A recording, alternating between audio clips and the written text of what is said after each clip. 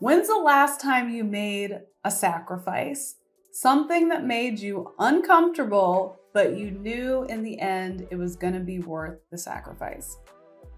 For some of you, you haven't done that in a while. But in today's video, we're going to talk about the sacrifices that I made in my 20s that paid off so I could live a different life in my 30s, 40s, and beyond.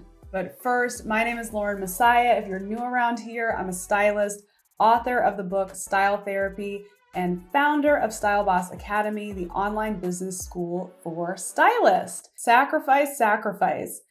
I honestly, when I was compiling this list, I was almost shocked at dang, you did that? Because not because they're so dramatic, but I think when we're used to living our lives with a certain level of comfort, especially when you've worked hard to get to that level of comfort, to have to bring it down so you can up level yourself to have an even crazier level of comfort, it's often really challenging to do. So when I was in my late 20s, this is when I quit my 9-to-5 job to go after pursuing styling. And I put myself in a position where I didn't have any money, I didn't have any savings, and I was living off of unemployment. So it was really important to me to make this crazy decision I made of quitting my 9-to-5 job worthwhile. So I had to make some sacrifices, and we're about to talk about them. The first decision I made was to move out of my cute little apartment and into a new apartment with a roommate. Now, honestly, as an introvert and a person who just loves being alone, worst nightmare. I had vowed never to live with a roommate again after graduating college. Now, I had fun with my roommates in college, but I knew roommate life ended there. But I couldn't afford my apartment on my own. I needed to be closer into Hollywood so I could really work effectively as a stylist. So I got a roommate. I barely knew this girl. And I'm like, will you be my roommate? Oh my God, it was terrible, but I did what I needed to do. And it's funny, she actually moved out before our lease ended. And that's when I took another leap. This isn't a sacrifice, this is a leap to keep the apartment on my own and turn her bedroom into a styling studio. So freaking scary. But I'm glad I made that sacrifice so I could save a little money, be closer to Hollywood, and I just did what I had to do. Sacrifice number 2 is I cleaned out my closet and I got rid of anything in there that did not support the person that I was becoming. Now, when you love clothes and fashion and you shop all the time and you're not allowed to shop anymore because you broke and you're trying to build a business and you get rid of your clothes, that hurts. So a friend of mine came over and was like, I need to help you clean out your closet because you're not wearing that stuff when we're working with celebrities and styling them. And we got rid of so much stuff. And I was like, I won't have anything to wear. And I remember my friend said, you're making room for the stuff that you're supposed to have. So if you have to wear the same outfit every day, so freaking be it. And it's true. All of the little crappy things I got rid of in my closet were replaced with amazing designer things and clothes that really supported who I was. But oh my God, it was so awful. I remember I had this pink pair of pumps that had cut out fabric flowers on them. And I swore they were Sex and the City shoes. They were just some cheap shoes from DSW. And the heel was all mangled. And they just I wasn't keeping my shoes in good condition. And he's like, you got to get rid of these. I'm like, not the pink pumps. No, but yeah, I can't be leveling up and starting a business wearing mangled heels. So thank you, friend, for helping me get rid of those things. The third thing that I did, which actually happened right as I was starting my career, was I quit drinking, I quit smoking, and I quit doing drugs. Stone cold sober from that day forward. Okay. Now how many, I'm 13 years sober now at the time of this recording, 13 years sober. And that was a huge sacrifice / amazing decision that I made because I could focus. I could wake up and not be hungover. I could like not be a freaking train wreck. I didn't have to be going out to have a smoke break every 2 seconds. Like, amazing. Highly recommend. Highly recommend that sacrifice. No turning back. The next thing I did that was a sacrifice to help propel me into success was phasing out all of my unsupportive and unaligned friends.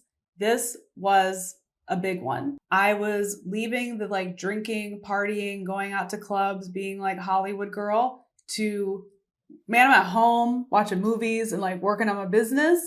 So the friends that I had before, my new lifestyle didn't mesh with theirs. So it was very distracting to be like, you're going to stay home again and like work on your business? Come out and get drunk. It's like, I don't drink anymore. Oh, sure. Like, no, for real. I'm like never drinking again. So I just had to phase out and go like monk mode, go like hermit, solitude, live in Lauren's cave of wonder. And it's tough because if you're used to having that like go-to girlfriend that you call, or the drama that these like crazy friends bring to nothing, it feels weird, but it's such a good decision. And I've actually been doing this since high school, and all my friends made fun of me for this, but I'd always do spring cleaning of my friends where it's like, who's making the cut and who's out. And I still do that to this day. If you're unsupportive, if you're unaligned, you've got to go. There's new friends to make and you ain't staying in this circle. So highly recommend that action as well. The next sacrifice I made was, instead of eating like fabulous fancy meals, I ate cheap. And I'm talking cheap. So when I was in my job and I was like party LA girl, like going to the clubs and like doing all the things, I was eating well. Like I was eating well. Like any restaurant in Hollywood, I was there. Like eating sushi, ordering drinks for everybody, getting the fanciest thing on the menu. I'll have an appetizer, entree, and a dessert. Ain't no thing. Until I decided to become an entrepreneur and start my business. And I was like, pass the ramen, please. Like, I made a decision to cut my expenses as much as I possibly could. So this meant eating a lot of ramen and like pasta and a lot of peanut butter and jelly and a lot of peanut butter and jelly sandwiches and a lot of rice and beans. Those were my meals. that was what was on the menu. But again, it's like, this isn't forever. You can't suck it up and eat PB&J for a couple months to get your shit together so you can be back to like eating lobster. Come on now. It's just food. Peanut butter and jelly is like low-key pretty freaking good. Grape jelly cut on the diagonal. It has to be cut on the diagonal. Get out of here at once if you cut your peanut butter and jelly sandwiches down the middle, you savage. It's diagonal. It makes it feel like the sandwich is bigger. It's like a bigger piece to bite into. Weigh in the comments. Are you a diagonal or are you straight up and down? You're going to get blocked if you're straight up and down. I'm just kidding. I won't block you. Okay. The next sacrifice I made was the decision to live off of unemployment while I was a styling intern. So when I quit my job, my boss was like, you can file for unemployment. I didn't quit. Technically, I got laid off. He gave me a decision. He said, show up and work, because I kept using all these sick days to go work on set as a stylist. He's like, where are you? I'm like, sick? He's like, girl, you ain't sick. You're backstage at American Idol, like styling. What the hell are you doing? So he said, come to work or you can get laid off. So he laid me off. I was on unemployment and I didn't have a job lined up. So I was a styling intern for other stylists in Hollywood. So I lived off my little unemployment checks, ate my little peanut butter and jelly sandwich, and quickly tried to prove myself as an intern so I could get moved up to being a paid assistant and then eventually taking my own styling jobs while simultaneously starting my own business as a stylist. I had a lot going on at age 28. I had a lot going on. The next sacrifice I made was staying in my teeny tiny Volkswagen Beetle. So when I moved to California, I didn't bring my car. I had to buy a new car when I got out here. And I bought a Volkswagen Beetle because I thought they were cute and fun, a little punch buggy, you know? But then when you become a stylist, you need a big car because you're shopping and filling up your trunk with clothes and shoes and bags and all the things. You're taking racks, you're cleaning out closets, and just your car is always like filled with clothes. So Beetle, pretty tiny, but I rocked that Beetle. And like, I wish there were photos. You're just gonna have to imagine it. But I was working with these huge executive women in Hollywood, and I was working with like celebrities and cleaning out their closets, and I would fill their clothes with what they didn't want, and the whole car would be filled, and it would just be like my head. It's probably very dangerous, like can't see out the back window. Thankfully, the car is like shaped like this, so like more things could get in there. I'll never forget, I was cleaning out a Grammy-winning musician's closet, and she told me that it was just her closet. But when I got there, she was like, I also have this room that's filled with clothes, the attic and the basement. And I had to make like 4 trips in the Volkswagen Beetle to take like her old clothes like back to my studio and then back to her house. So eventually when I started to make money, one of the first things I got was a bigger car. But me and that Beetle, I was rolling into mansions in Beverly Hills, like just me and my Beetle, like, hey, what's up? Humbling, especially if you live in LA. Like LA's bougie with the cars. My brother had come to visit like years ago. He's like, every car in LA is like really nice. I'm like, yeah, we don't do like low level car here. So me and the Beetle, it was a sight. So all of the sacrifices that I just listed, here's the common theme. They were all temporary.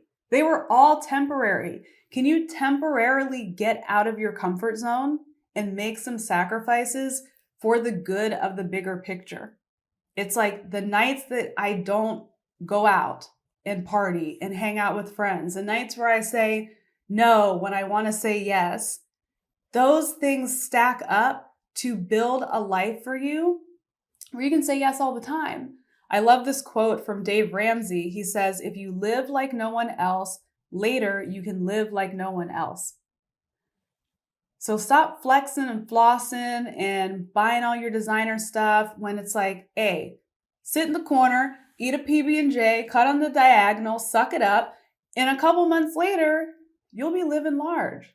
So what sacrifices are you willing to make to build the life that you desire? Drop in the comments below. I want to know, are you going to eat sheep? Are you going to stay in your little crusty car for a minute? Or is there something else that I didn't list that you're going to do? Put it in the comments below. Now, if you want to move ahead faster and not be on this sacrifice struggle bus for long, download my free ebook, How to Book Your First Styling Client. Even if you've already had a client before, get that book because I'm sharing 5 success secrets as well as journaling prompts, affirmations, and different techniques you can use to start being a magnet towards money and clients. So download that because, hey, nobody wants to eat peanut butter and jelly forever. So do what you can now to start becoming better in business so you can make money a lot faster. Thank you so much for tuning in to this video. Be sure to subscribe and I'll see you in the next video.